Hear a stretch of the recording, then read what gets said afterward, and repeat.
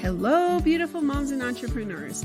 My name is Sharice Walker, and I'm your host of the Unbreakable Mompreneurs podcast. This is a place where we come together to learn, grow, and inspire. So sit back, relax, and let's get started. Hello, Unbreakable Mompreneurs. My name is Sharice Walker, and today I'm here with Francesca Amante, and she is an accomplished, very, very accomplished in many different things, and has an amazing story. And so I would love, if you have struggled or if you feel like you have to measure up to somebody, or you have, there's this purpose where you have to please somebody else, listen to this podcast because Francesca has been there. So Francesca, why don't you introduce yourself to us? Thank you so much, Sharice, for having me on your incredible podcast. I feel very honored to be here. To all of you that may not know me in the audience, my name is Francesca Amante. I am a public speaker. I am an author of a children's book.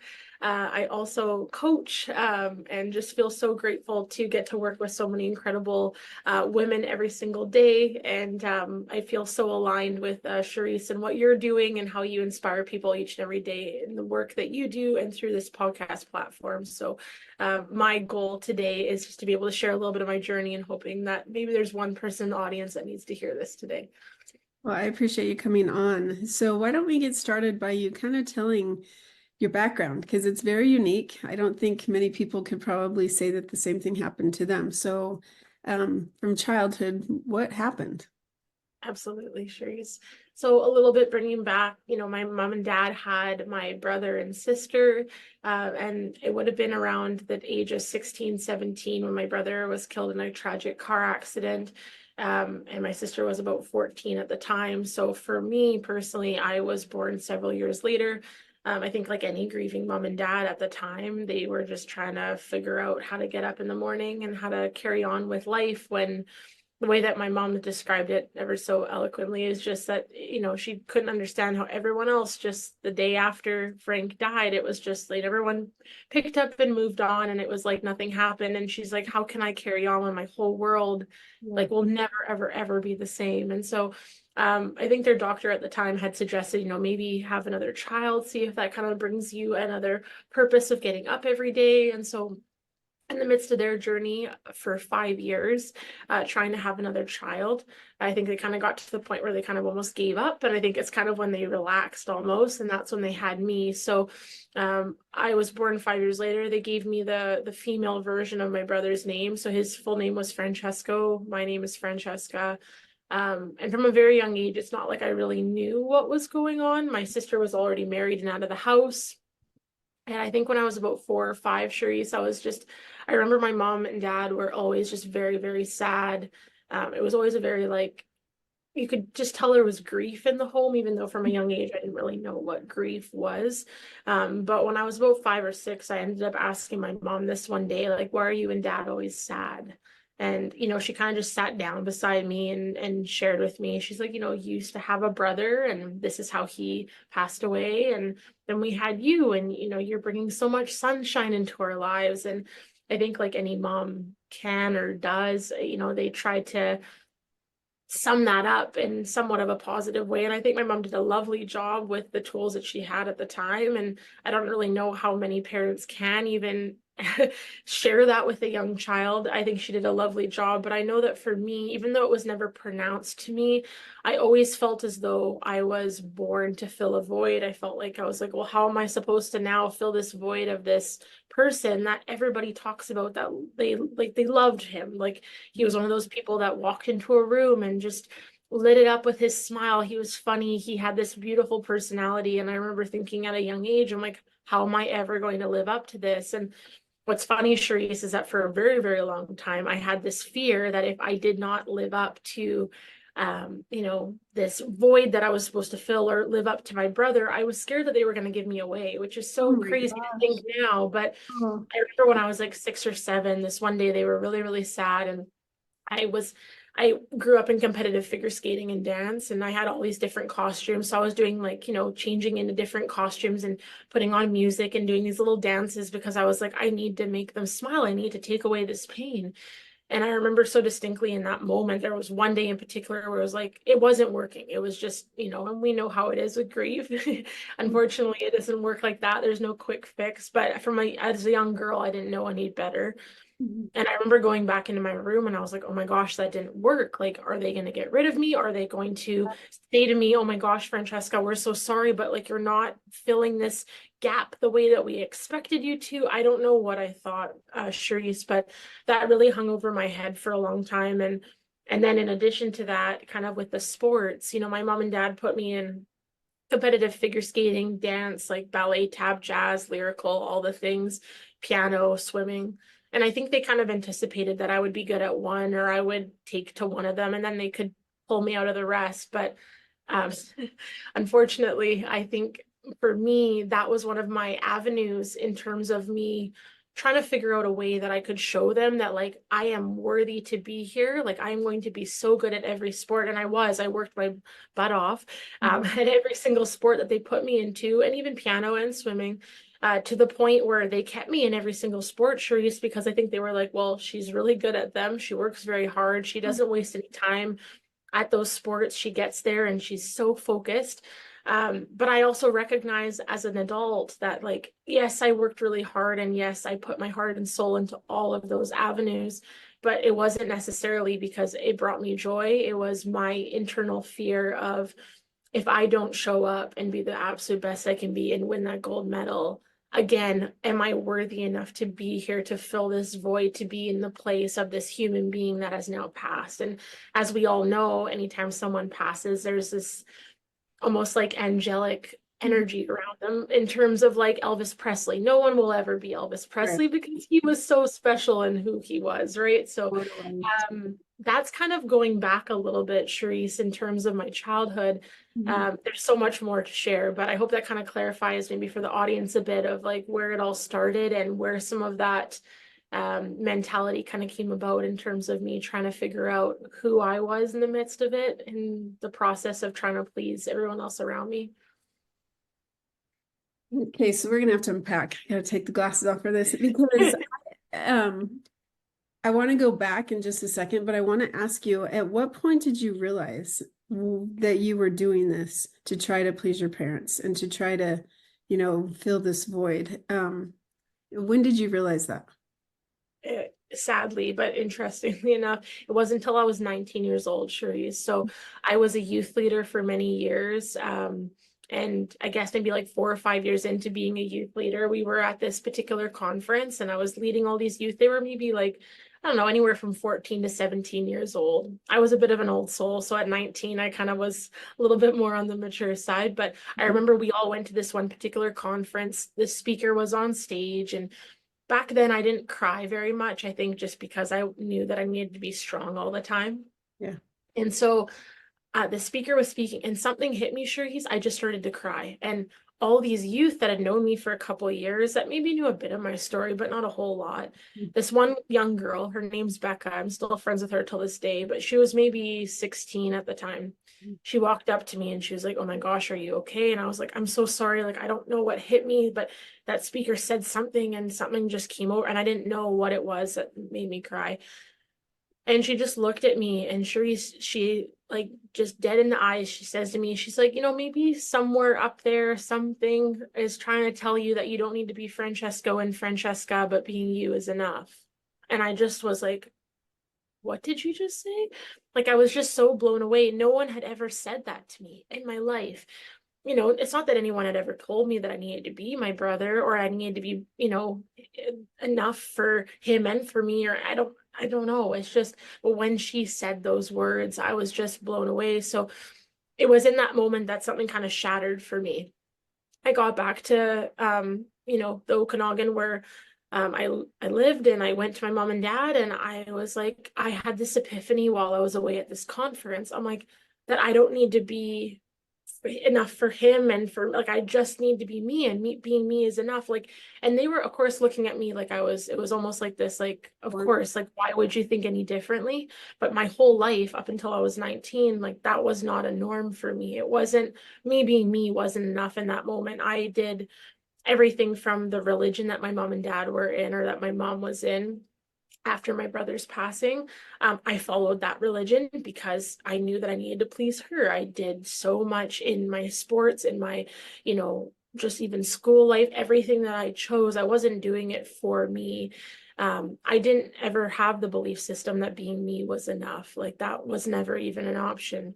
And so I guess for me, Charisse, like it was in that moment that, yeah, that was shattered. And I pretty much looked at my mom and dad and I was like, it's not like I'm changing everything, but Right. there are so many things that I'm not going to be doing anymore because I'm not doing them for me.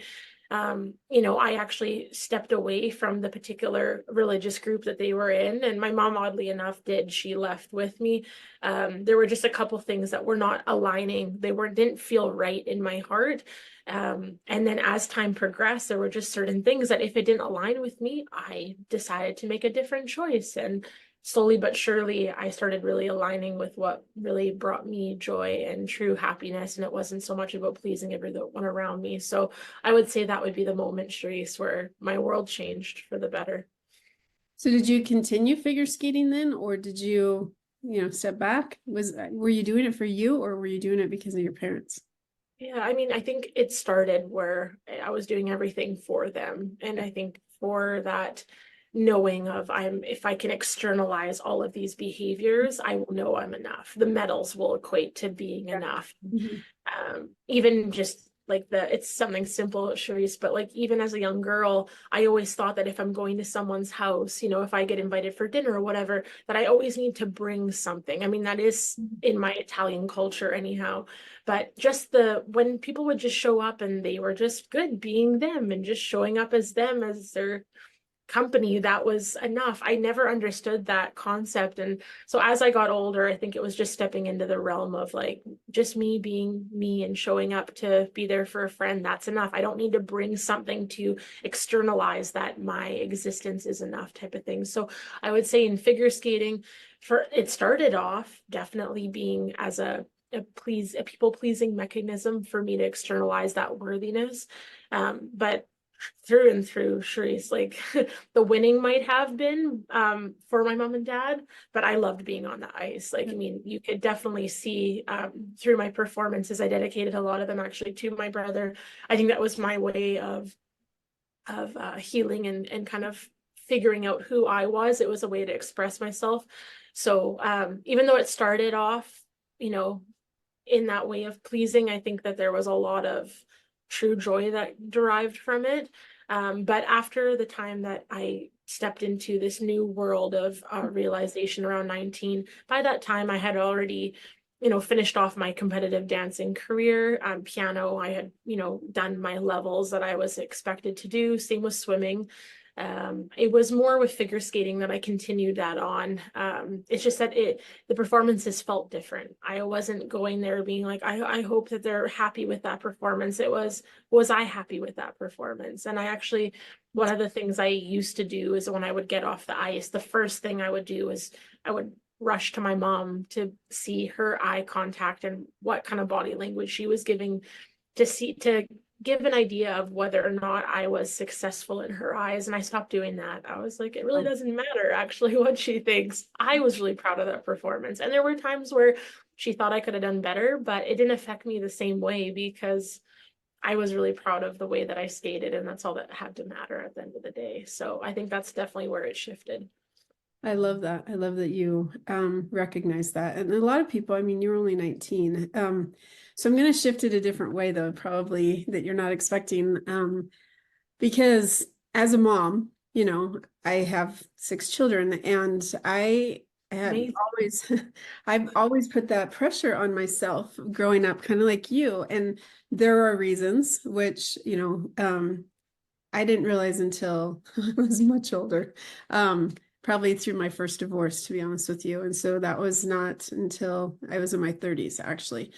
And so because of that, like I actually have realized that I put a lot of pressure on my kids because I do have a few special needs kids, and I do have some children who suffer with some mental disorders, genetic, and so I never had to deal with that growing up. It was foreign to me. I'm like, you just get out of bed, you go do what you need to, like I don't get it. And like I have a child right now that it's been very difficult to get him to just a couple more weeks and he'll be graduating, right? And he's in a place where I don't even think he realizes what's going on.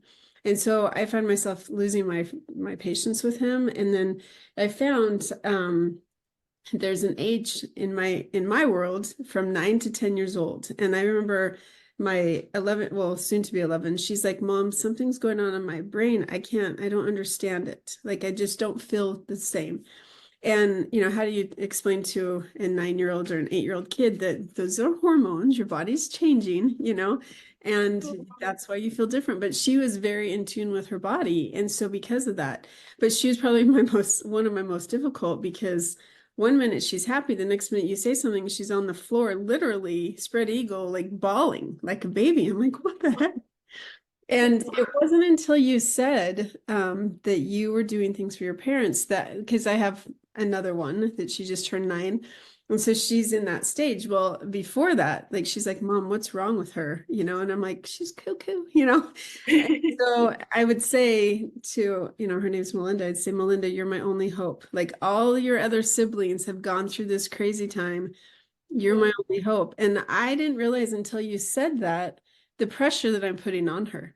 Because as she starts to have her emotions, which she needs to have and feel that, I'd be like, oh, you're my only hope. And she'd instantly stop. And so now I'm like, oh my gosh, luckily she just turned 9. So we have time to undo what I've done to her, But I appreciate your story and coming on, because I think we as parents, we don't realize that that issue, and this same little one, she was born to the day, and I didn't even realize this. Literally to the day I was in the hospital and they make you fill out all this paperwork. I had had a miscarriage of a boy literally to the day a year before. So she was born on March 9th.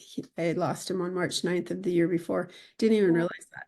And so for me, like, the emotions that we go through as parents, and sorry, my dog is crazy. The emotions we go through as parents and the pressures that we put on our kids, we have no clue.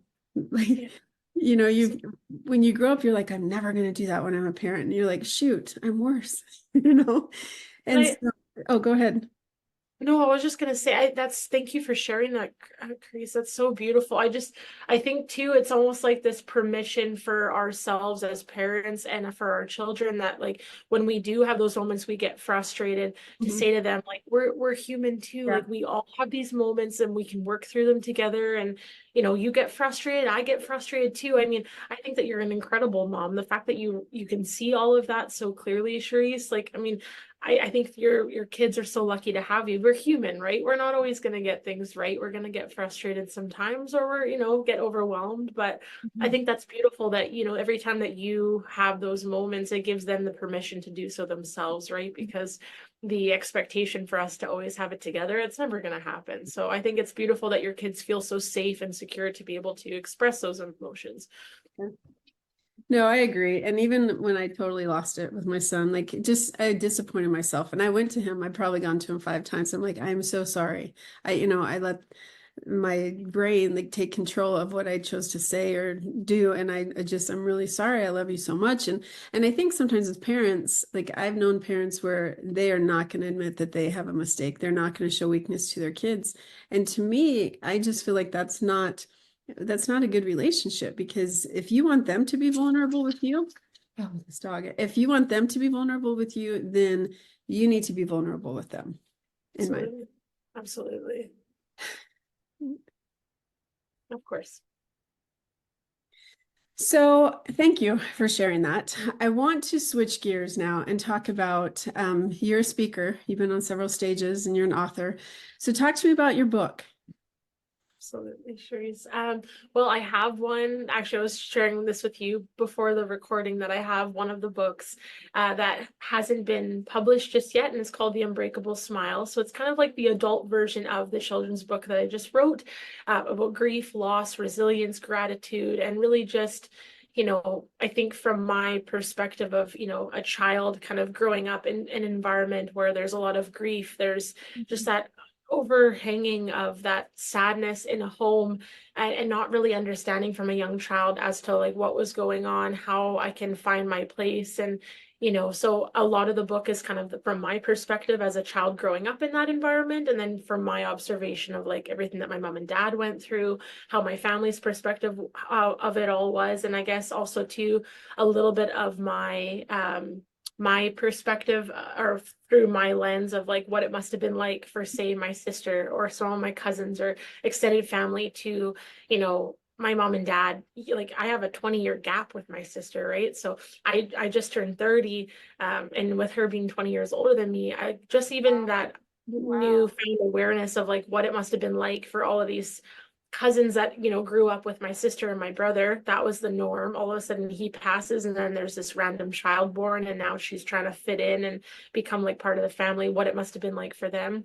So a lot of that book is kind of like the adult perspective, whereas the children's book that I'm in the process of, we're in the pre-order stage, and then it'll be available on Amazon and all the things pretty soon. Here it's called After Loss Came You, and essentially that's the children's version of, essentially I wanted to give a tool for parents that have, whether they've had a miscarriage, a stillborn, or losing a child in an accident such as my mom and dad did, having a tool that they can read to their little one about that there was another sibling that is up there watching over them, or whatever they want to kind of illustrate that in a really beautiful way, but also just for that reminder to that young child that they're not here to fill a void, they're not here to be anything other than them.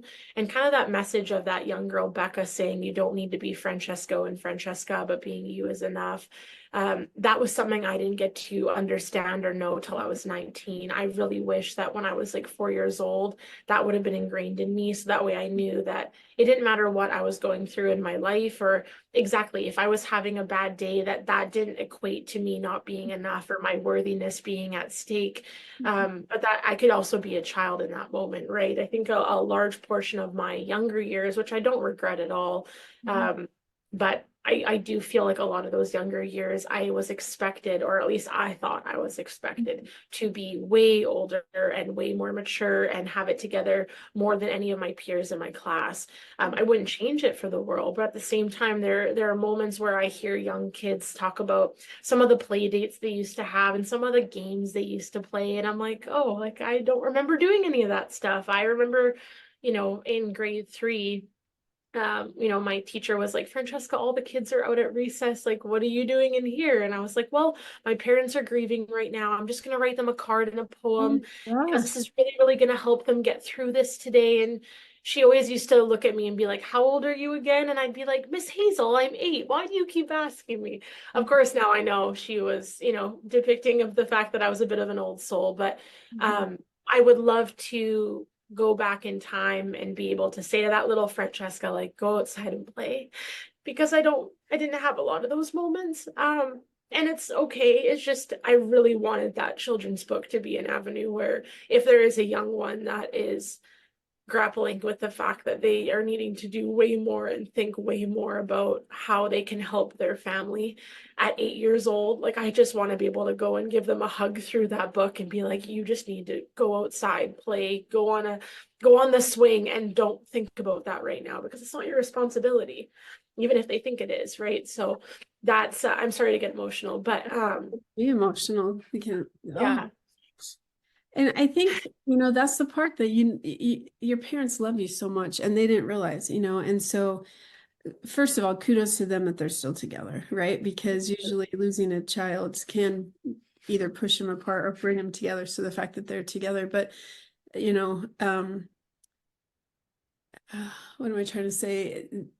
Sometimes we aren't ready or we don't know what we're doing to our children because they were still grieving, and so you missed the people that they were when their first children. Like so I had 4 kids with my first husband and I had 2 with my second husband, and let me tell you, children when you're older is like your energy is not the same, and you're like, I'm way heavier than I was, and I'm not like, I'm tired, right? And so like I love my daughters dearly, and I would never change but I feel like they have absolutely had a different mom than my first four, and that's not fair, right? And so because of that, I've made this conscious effort where when they come home from school, like I'm right there. And like yesterday, my daughter, she learned how to do weaving, right? And so she comes home and she takes a box and she cuts it up and she makes this whole thing and she's weaving. I should go get the picture. It's amazing what she's doing. And then her sister's like, well, I want one. So then she's like, Mom, can we wake up at 7 o'clock this morning so that we can work on our weaving? And then Oh, how sweet. but it's like I got to help cut the box and I got to help do these other things. And so normally it's like, oh, they're home, but I'm going to stay in my office and keep working. And so it's like, no, like they need a mom. And so it's, as moms, we get so caught up in the day-to-day stuff. It's hard. And the fact that you have that message with the adult version and the child version, oh my gosh, it is just amazing. And I think that we need to do a better job as parents to remember that our kids are kids and they don't, like, I remember my dad young, and I don't like to share some of this stuff because I don't want like my dad to feel bad, or I don't want my sisters to feel bad. But my dad would come into my room and like crying, sobbing, and just like, please don't turn out like your sisters. And I'm like, I won't. I will be the perfect child, you know? And so for the longest time, like my siblings, my aunt, she'd call them, oh, you're Miss Perfect. And it's like, well, because I can't hurt my parents. And again, my dad didn't mean anything by that at all. And we have a good relationship. And my sisters are not, they were not horrible, you know, at all. And so, and I love them dearly, and they're very successful in their lives and everything's great. But those little like memories that we have, and that's why the book that I have coming out, Flipping the Iceberg, those are the trauma points that you got to get through before you can get into a relationship, because if you don't, you're going to struggle in your relationship. Absolutely. I can't wait to read that, Charisse. When does that come out? Oh, next week, actually. So okay. I know. So exciting. Okay, please send me the link. Yes. That's incredible. But it's powerful, right? Like, I don't think we realize how powerful our words are, but at the same time, like, I think as parents, just giving ourselves the grace at the same time, because yes, my mom's not the same person she was when she raised my brother and sister. Obviously, she was, it was 20 years prior, but on the same token, do I think that there were so many incredible qualities and attributes that she brought to the table all those years later? Yeah. I mean, I feel like the wisdom, the insight, and everything that she was able to bring to the table, even through her grief, to the way that she raised me, I definitely have so much gratitude for that as well. Even though maybe it looked a little different, maybe there was a little bit less fun and, goofiness, maybe that my sister and brother got to experience, but she definitely brought a depth of wisdom and knowledge that I know that you're bringing to your children all these years later, that, I mean, you now get to instill in them in a whole new, beautiful way. So I think that there's definitely a benefit both ways. No, I totally agree. And I do have more knowledge and I do have more money, actually, and so it's a different world. Like we were on food stamps when the first were a couple of years, and because that's a whole nother story, but and it wasn't a long time. It was a very short time, but it was, my son is graduating for several years. He'd be like, Mom, I don't want you. No, I don't know. Because he was afraid to spend money. I'm like, hey, let's go out to eat. No, it's okay. And I didn't realize until finally he's like, no, I don't want you to have to spend money, and now that's clearly not an issue, but what a beautiful journey though, right? Yeah. And then getting to see that, evolution, like how incredible. No, it's been great. Okay, so speaking, tell me kind of what your message is when you go speak. Yeah, I mean, a lot of the time, Charisse, it'll be that, okay, actually, if I may, I'll share kind of how it started. I had the courage this one day to post on Instagram. I didn't really have a big Instagram following back then. I maybe had like 700 followers. This is in 2019. And I just thought to myself, you know what, if I can start sharing a little bit about my message. I also got a divorce really young. I got married at like, oh gosh, I would have been like around 20 years old. So I would have gotten divorced around 21, 22. And in the midst of that, again, that was a little bit of like, this is what the rest of the Italian families do, and this is what I should be doing. Yep. And I realized, this is not my path or my journey. Wonderful human. We just were not meant to be together. But in the midst of that, so I guess it would have been after my divorce, I thought to myself, you know what? I want to start sharing little bits and pieces about my brother's passing, about the divorce. And maybe there's one person out there that needed to hear this message. And I remember when I made my first post, and it was all centered around gratitude. There was no, Mhm. speaking ill about anybody. I have no room for that.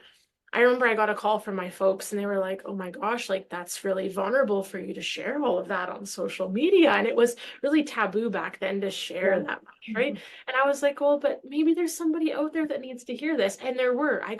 People started reaching out. They're like, Francesca, I needed this today. Thank you. I didn't know that you felt this way. But what's interesting, Charisse, is that this one day I made a post. It was a little bit about my brother's passing, a little bit about the divorce, just little lessons, all centered in gratitude. I get this call from the University of British Columbia. It's a university that's quite popular in Canada where I live. And anyways, in the midst of this, I get a call from this university. It was a faculty member, and they're like, "Hi, Francesca, we just read your post that you just made." And I was like, "Oh, okay. Like, thank you so much." And they're like, "We're doing this panel, like this essentially like a speaking event, and it's called the Gratitude Project, and we really want you to be one of our speakers." And I was like, "Oh, that's kind." I'm like, "I'm not a speaker. I will not be doing that, but thank you so much." They're like, "No, we'd like to meet you. We think this is a perfect fit." I'm like, again, I will disappoint you. I am not a speaker. Long story short, we met up. And I was like, how did you feel the need to call me just after reading one post? They're like, well, we were moved to tears. Like there was something so powerful about what you said. We just felt it was the right fit for our talk. And I was just kind of blown away by that. I was like, okay, I have to kind of trust this.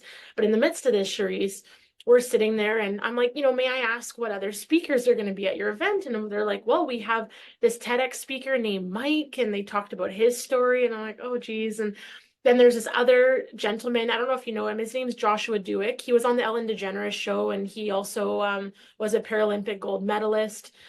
Incredible human. He's one of the speakers, and this other lady named Lindsay, who has spoken for a whole bunch of different events. And I'm looking at them, and I'm like, with all due respect, do you see what's missing here? Like, I am not meant to be in this panel. Like, what qualifies me? They're like, your story is powerful. You need to share it. So I was like, okay, I will speak, but don't tell me I didn't tell you so. So I get to this event, Charisse, and it's this massive venue, and I have all of these incredible TEDx speakers on the stage, and this guy that was on Ellen, and I get up there, and Charisse, I kid you not, within like a minute of my speech, everybody starts to cry, and I'm like, oh, okay, like people are really moved by what I have to say. And so that was one of the most interesting experiences for me, because it was in the midst of me feeling the courage to share my story on something as simple as a post on social media, prompted that call. And in the midst of me being on this stage, it occurred to me very, very quickly, being up there and the microphone in my hand, I was like, I feel at home up here. I mean, most people, one of the biggest fears in today's society is public speaking. And yet I was up on this stage and I was like, I'm home.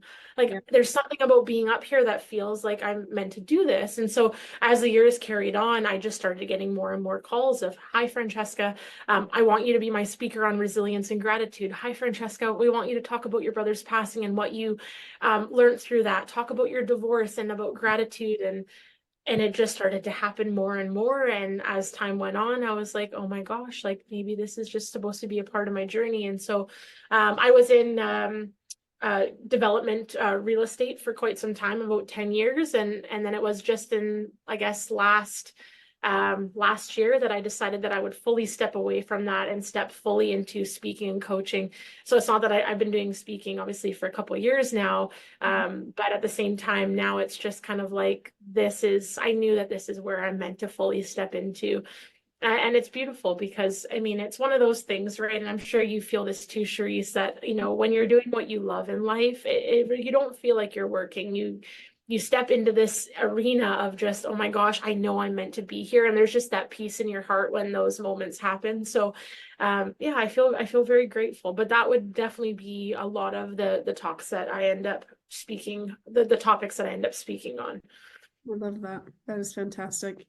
Thank And you. I think that that's, when you're your authentic self, things start to come that you need and that you want. So I think that's amazing. Thank you. Well, if somebody wanted to get a hold of you, how would they find you? Absolutely. I'm on LinkedIn as Francesca Amante. I'm on YouTube as Francesca Amante, but my most active platform would definitely be Instagram. And I'm also on Facebook. But on Instagram, I've abbreviated my name just slightly. So it's Fresca, so Fresca Amante, Amante. So if you add me on there, and then you'll see the full name Francesca Amante pop up. But from there in my bio, you have a link to all the different things that I'm doing, whether it's my book or whether it's my women's conferences or some of my talks.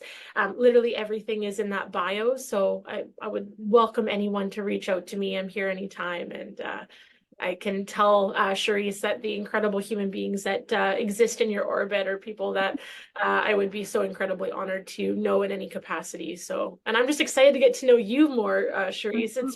I feel like I'm on here to a friend that I've known for years. So pretty cool how that aligns in life. I agree. Absolutely. I feel the same way. Okay, so last question. What have I not asked you that you want to make sure that we end this podcast with people knowing, whether it be personal, professional, business, relationship, I don't care. What would your parting advice? Absolutely. I mean, one of the things that I absolutely love that you touched on in our pre-interview was talking about if you were sitting on a park bench and you were to look at your 19-year-old self, what would you tell that particular human being? And it's interesting. I just think that anyone in the audience today that was listening to this podcast, whether you're a mom or you're just someone that is really trying to figure out who you are authentically without the pre-scripting of anybody else or what the world is telling you to be, I would just say a reminder that, and I know it sounds cheesy, but it's the words that freed me in my life. Just remember that when you wake up in the morning, being you, everything that you are, the person that you were before the world told you what you needed to be, that's the person that is going to make the most impact in this life. And I think that there's so much of, I think especially in the world of social media, we're always trying to do what the newest trend is. I think that we forget at the end of the day that our authentic selves is one of the most beautiful gifts that we can give the world. No one else can be us. That's the beautiful superpower. Nobody else is Charisse. The way that you show up in this world and the way that I show up in this world, nobody can be us. And so all we have to do is be that one person that nobody else can be, and and beautiful things happen. You never know what one person may be impacted by us for the better today just by showing up. I 100% agree with you. Well, thank you so much for taking the time to be on the show. And Unbreakable Mompreneurs, I hope that you've listened to something that has resonated. For me, it was definitely making sure that we listen to who we are and that we don't have to live for somebody else. You live for yourself. Be authentic. So have a wonderful day. And thank you again, Francesca, for being on. Thank you so much, Charisse. Beautiful moms, remember, you are unbreakable. Keep illuminating the world with your strength, pursuing your dreams, and reveling in the splendor of motherhood. This is Charisse Walker, bidding you farewell for now. Stay tuned for more empowering conversations on the next episode of the Unbreakable Mompreneurs podcast. Until then, keep shining bright. Signing off with love, Charisse Walker.